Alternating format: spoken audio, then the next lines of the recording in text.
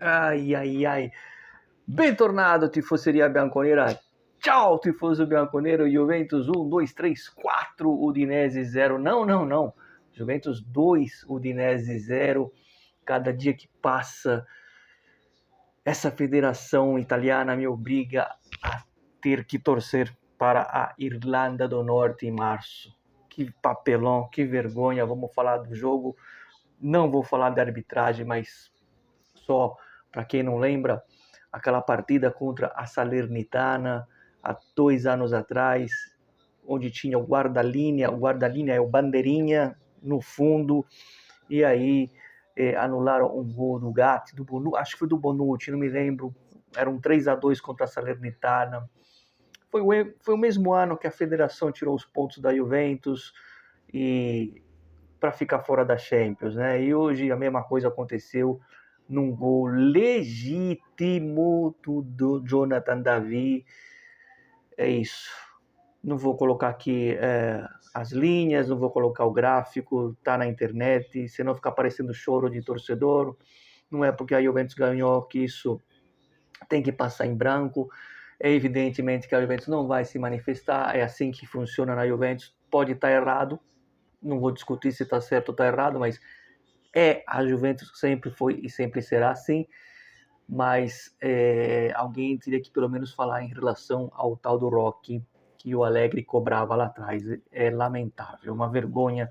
O futebol italiano acabou, por isso que a seleção está acabando, e eu não me iludo muito com um campeonato mais claro enquanto tiver o Gravina, sem querer desanimar ninguém. Mas como a gente está contente pela vitória, a gente passa sobre a razão, o coração acima da razão.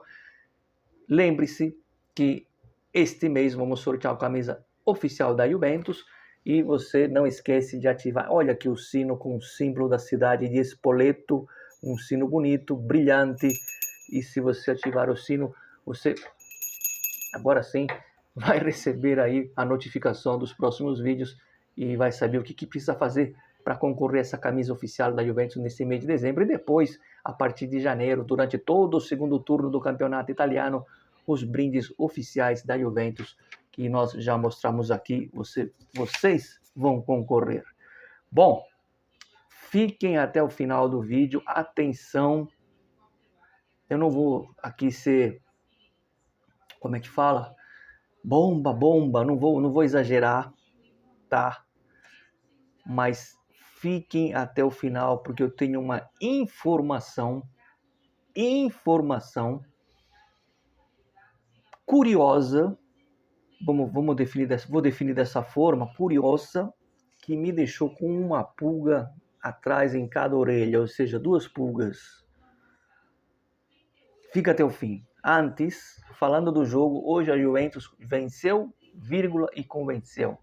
Ah, mas é o Udinese, não interessa, o Zaniolo estava lá, bom jogador. O Juventus fez o que tem que fazer quando joga em casa, se impondo contra um time menor. A Udinese é menor. Eu fiz entre aspas, porque para não parecer desrespeito ao adversário. A gente brinca, a gente zoa, mas eu nunca tento aqui, tirando a Inter, eu respeito todos os adversários. A Inter eu respeitava até 2006, como eu respeito o Milan. E a Juventus jogou muito bem. Destaque para 2 jogadores. O Miretti, já se esperava que o Miretti, não é à toa que a gente vem falando que a hora que o Miretti jogar ali vai ser útil. E, claro, me surpreendeu o McKennie, que eu tenho criticado, mas hoje ele foi muito bem. Mas eu quero que vá embora da Juventus, tá? Eu mantenho a minha coerência. Acabou a temporada, tem que vender o texano. Mas hoje, dia 2 de dezembro, ele foi bem. Ele e o Miretti jogaram muito bem, né? O Yildiz, não vou comentar, né? Achava até que ele não fosse jogar. Ontem não foi uma informação, foi uma dedução, tá? Para quem não entendeu, eu falei, ó, o Yildiz não deve jogar, deve ser poupado para o jogo contra o Napoli no domingo, que é um jogo mais difícil. Mas não, ele acabou colocando o Yildiz desde o início. Eu tiraria o Yildiz um pouco antes, quando fez 1-0, porque realmente para preservá-lo para a partida contra o Napoli, que é mais difícil, né? Mas o Yildiz jogou muito bem, o Koopmeiners foi bem, né? O time, de um modo geral, hoje foi bem. Quem entrou muito bem, né? Pelo menos eu gostei, não sei a opinião de vocês, mas acho que sim. Infelizmente o Gatti saiu ali com uma torção no joelho, espero que não seja nada grave, né? A gente ainda não tem o Bremer na defesa. Atenção, porque o Bremer deve viajar com a delegação para Nápoles. Aliás, o nosso amigo Costabile, que homem, senhores, o nosso anjinho barroco, ele parece o anjo barroco. Depois eu vou pôr uma foto dele, se ele deixar aqui, eu vou colocar. Não, se ele deixar não, eu vou colocar uma foto do Costabile domingo em cima do Vesúvio. Mas, além do Costabile, quem está em Nápoles, quem vai para Nápoles é o Bremer. O Bremer vai para Nápoles, mas não deve jogar. E a previsão é que ele jogue contra o Bolonha, finalmente o Bremer de volta, né? Falei do gol legítimo do David, do Jonathan David. Ontem eu brinquei, tomara que ele comece a fazer gol, e hoje ele fez o gol, na verdade. Bom, o primeiro gol, depois, aquele que valeu, na verdade os dois valeram, né? Vamos falar a verdade. Mas aquele que, segundo a Federação Cretina, valeu, foi um gol contra do Parma, né? Então a Juventus abre o placar com um gol contra e depois faz o gol. Viram 1-0. A gente estava cobrando que o time tinha que melhorar para não ficar muito, né, nessa situação. Aí teve um pênalti em cima do Cavallo e o VAR ficou 5 minutos. Parece o Brasil, que vergonha. Antes não era assim. Assim que entrou o VAR, era no máximo estourando 1 minuto. É só vocês verem nos últimos campeonatos italianos, desde quando foi instituído o VAR. Hoje foi praticamente 5 minutos para ver o pênalti em cima do Cavallo. A impressão que dá é que eles estavam procurando alguma coisa no lance para dizer que não foi pênalti. Eu não me, como a gente diz na Itália, não me estupirei, não me espanto se fosse isso. Vamos olhar aqui com a pinça para ver alguma coisa para não dar o pênalti. Mas não teve como não dar. E o Locatelli, que aliás jogou bem na última partida do campeonato italiano, esqueci de dizer, Locatelli também foi bem, errou um passe no domingo, né? No sábado, na partida que a gente venceu o Cagliari. Bateu com uma categoria, ele tá batendo bem os pênaltis, né? E praticamente selou o marcador, 2-0 ali, e no finalzinho o Openda fez um gol, o João Mário entrou, o Conceição entrou. O João Mário, que eu falei ontem, que pediu para ser negociado, é uma informação, mas Spalletti disse que está conhecendo, né? Está se entrosando com o João Mário, enfim. E o João Mário deu assistência para o Openda, e o juiz foi lá e, sinceramente, não sei se estava impedido, mas a boa vontade deles de anular é impressionante. E quando eu achei que o Zegrova, eu tinha até marcado aqui nas minhas anotações, ele não vai pôr o Zegrova, né? Ele põe o João Mário e não põe o Zegrova. Não, o Zegrova no finalzinho aqueceu, entrou, e é um jogador muito habilidoso, ragazzi. O Zegrova, em termos de habilidade, é um dos melhores hoje na Série A italiana. E eu acho que ele, a hora que tiver 100% e ele for conquistar a posição de titular, e aí a gente vai ter um reserva de luxo, que vai ser o Conceição. O Zegrova, como ele diz ali, dá para bagunçar, hein? Se o Jonathan David encaixar, que os deuses iluminem o Jonathan David, porque o Vlahovic deve voltar só em março. Olha, o Zegrova vai ser muito útil, porque é um jogador, é diferenciado. Quem jogou futebol sabe o que estou dizendo, é um jogador que tem habilidade e pode ser muito útil à Juventus. Gostei da entrada do Zegrova no final, né? Justamente no lugar do outro grande jogador que nós temos, que é o Kenan Yildiz. Então, a Juventus classifica, deve agora, vamos ver, deixa eu ver se eu acho o chaveamento aqui, acho que já vai para a semifinal, né? Enfim, bom, não importa. A gente, lembrando que o regulamento, se terminasse empatado, ia direto para os pênaltis. Ontem, quando eu falei que não aceito o empate, é porque vencer nos pênaltis, com todo o respeito ao Udinese, não. Tinha que vencer no tempo normal. E como eu disse no início do vídeo, venceu e convenceu. Isso é o mais importante. O Spalletti vai encontrar o time, vai arrumar a formação certa dos 11 titulares que ele vai considerar e vai arrumar o esquema tático certo. Eu não tenho dúvidas disso. não morro de amores por Spalletti, mas como eu falei, o Spalletti não é um principiante, não é uma aposta, é já um treinador de nome que pode fazer a Juventus entrar no caminho certo. A Juventus tem hoje essa ideia de início de trabalho com o Spalletti, com o Comolli, que foi consolidado numa posição maior.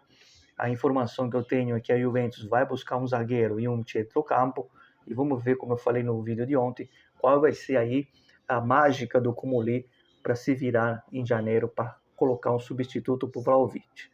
Porque tudo bem, tomara que o Jonathan David comece a fazer os gols, mas mesmo assim a gente vai precisar de um reforço aí. Vamos ver como vai agir o Comolli. Eu pedi para vocês ficarem até o fim, são 10 minutos de vídeo, justamente em relação ao Spalletti. Agora eu vou até parar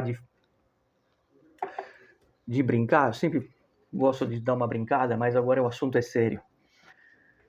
Hoje de manhã, horário de Brasília, na Itália era mais ou menos, sim, era 1 da tarde, são 4 horas de diferença agora, né? Não tem mais horário de verão lá.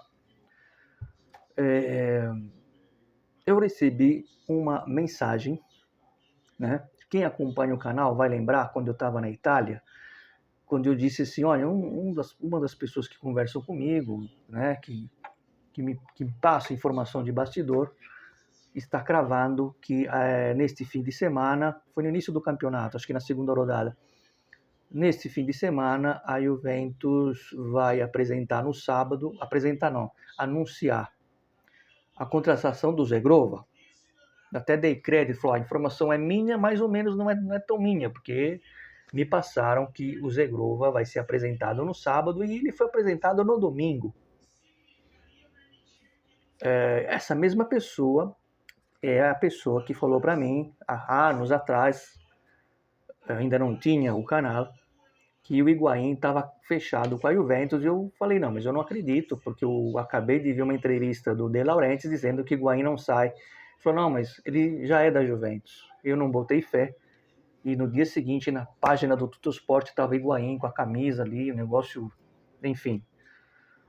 Essa mesma pessoa que falou do Higuaín e que esse ano falou do Zegrova, que seria anunciado naquele fim de semana, tem um vídeo aqui no canal, quando eu estava na Itália, falando, me disse hoje de manhã o seguinte, a informação que ele tem, então o crédito nele, eu coloco a mão no fogo por ele. É uma informação, depois eu vou dar a minha opinião sobre isso, né? Que vocês lembram da última parada da data FIFA? Então, quando teve a última parada da data FIFA, o Antônio Conte esteve em Turim. Até aí, não vejo nada demais. Até aí, nada demais. O Antônio Conte, acho que tem casa lá, tem negócio, enfim. Morou a vida toda lá. O problema é que essa pessoa me disse, me garantiu, me confirmou, me reconfirmou que houve um encontro do Giorgio Chiellini com o Antônio Conte. Bom, aí a gente vai analisar o seguinte. O Chiellini e o Conte têm uma amizade. Não teria nada de mais eles se encontrarem em Turim, ou na Rússia, ou no Japão, ou no Rio de Janeiro. Normal. Não tem nada de mais eles se encontrarem. O que me deixa encucado é o Conte vai até Turim. Não foi uma coisa casual. E esse encontro com o Chiellini, conforme eu falei para vocês, que o Chiellini ligou para o Conte antes de fechar com o Tudor, depois o Elkan ligou, o Conte não quis abrir negociação. Ele atendeu o Chiellini, ele atendeu o Elkan. Ele só não quis abrir negócio. Como é que fala? Abrir uma discussão para tentar uma contratação. Não quis conversar sobre isso. Mas agora teve esse encontro com o Chiellini. Muito bem. Essa é a informação, tá? A informação é que o Chiellini e o Conte se encontraram em Turim. Ponto. Acabou a informação do Finestra. Agora vem aquilo que a gente pensa e aquilo que eu penso. Hoje, do jeito que as coisas são no futebol, eu não coloco a mão no fogo por ninguém e eu não duvido de mais nada. De mais nada. Se você falar para mim assim, Mário, a Juventus precisa de um centroavante, o Mandzukic ou o Higuaín vão voltar a jogar por 1 ano e vão jogar 6 meses na Juventus. Eu não duvido. O que me deixa com a pulga atrás da orelha é: esse encontro foi um encontro de amigos, formal, ou será que eles não conversaram nada além da amizade? Será que não teve uma conversa? Não é que foram se encontrar para falar sobre contratação. Não é isso que eu estou dizendo. Estou dizendo, além de ser um encontro de amigos, o que foi conversado, já que a gente tem informação que o Chiellini ligou para o Conte e queria o Conte esse ano? Porque o Spalletti não está garantido. Lembra que a garantia seria uma classificação para o G4, vai depender de resultado para tentar um... Então, diante desse raciocínio que o Chiellini, assim como o Elkan, entraram em contato por Conte porque queriam Conte esse ano. O Conte não quis abrir negócio, não quis conversar.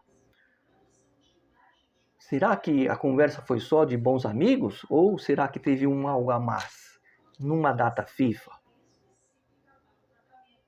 E eu não sei o que dizer para vocês. É isso. O Chiellini encontrou o Antônio Conte na última data FIFA em Turim. Ponto. O que eles conversaram, a gente não sabe, óbvio. Mas eu tô com uma pulga atrás da orelha. É uma coisa minha. O que será que conversaram?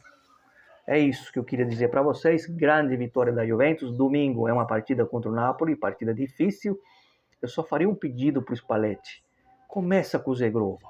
Depois, se ele tiver que sair com 30 minutos, não tem problema. Eu acho que o Zegrova pode resolver o jogo, resolver entre aspas, né?